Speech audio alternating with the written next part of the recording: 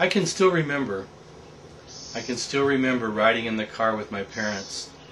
The car going around endless curves and over never-ending hills. The windows rolled up, closed tight.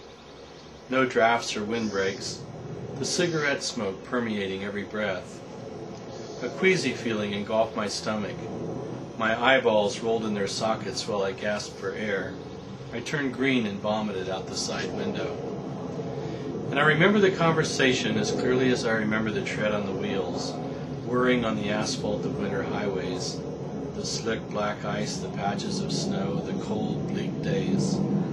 We stopped on occasion so I could finish vomiting, wipe off my face, be sure I got out the last drop of bile. And my parents acted like heroes for being so considerate. Then why was the refrain always, "Quit your belly aching"? When I made the case for rolling down the windows, "Get that smoke out of here, move it from under my nose," to a longed-for crack in the window, which never materialized. "Quit your belly aching" was their refrain to the little green elf, now lying prostrate in the back seat of our Ford Fairlane smoker. I can still remember being held at gunpoint. The shots through the floor, the warnings and admonitions. I could say, "See there, I was abused as a kid. Do you know what it's like to be held at gunpoint?" But that would be a cheap shot because I never really thought my dad was going to kill me, not with his gun. He killed my youth by just standing there, praising my mother while she had her way with me, just as if it had been a beating or sexual advance.